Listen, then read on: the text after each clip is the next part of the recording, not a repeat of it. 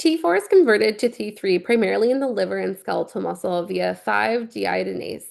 Inside the target cell, T3 binds nuclear receptors with 10 times the affinity of T4, which is why T3 is the key biologic active form. Because peripheral conversion is essential for function, anything that inhibits this deiodinase, such as a severe illness, fasting, or even high cortisol, this can reduce T3 levels even if T4 is normal, which contributes to a clinical symptom. This could be what we see in euthyroid sick syndrome, for instance. This is just showing the peripheral conversion occurring, and it's the major source of our active T3 in the body. It also highlights that tissue-specific deiodinases regulate local T3 availability, allowing each organ to fine-tune its metabolic activity instead of having it just be all the same. For example, our brain tightly regulates T3 production to maintain stable neurologic function, despite systemic fluctuations. So these conversion pathways also help explain why T3 supplementation is rarely necessary and actually could be harmful for some patients.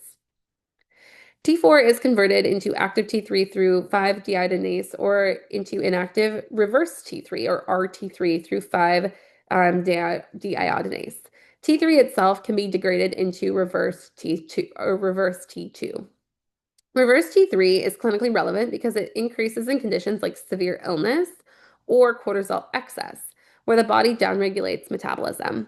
Measuring reverse T3 is sometimes helpful when distinguishing hypothyroidism from euthyroid sick syndrome, although in standard of care, it's not routinely used. In the colloid, if we're trying to kind of go through our thyroid evaluation, um,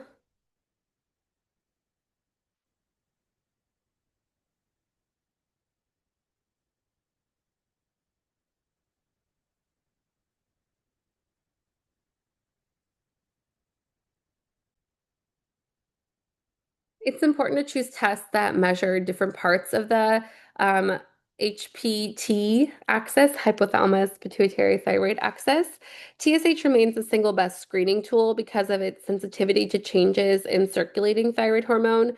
Free hormone levels like free T3 and 4 provide information about active hormone availability. Reverse T3 could be useful in specific cases like suspected euthyroid sick syndrome, and radioactive iodine uptake tests help differentiate hyperthyroid etiologies by showing how much iodine is in the gland is pulling from circulation. Finally, thyroglobulin levels are useful in thyroid cancer monitoring, especially following thyroidectomy. To really understand thyroid disorders, we have to understand nomenclature because they're categorized based off of the site of dysfunction. Primary cause or primary hypothyroidism, for example, originates from the thyroid gland itself.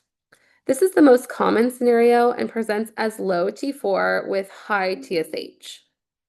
On the other hand, secondary hypothyroidism occurs when the pituitary fails to produce appropriate TSH, and tertiary hypothyroidism arises from impaired TRH secretion all the way up from the hypothalamus. Understanding this nomenclature, primary, secondary, tertiary, helps us as clinicians interpret abnormal hormone patterns and choose appropriate follow-up testing.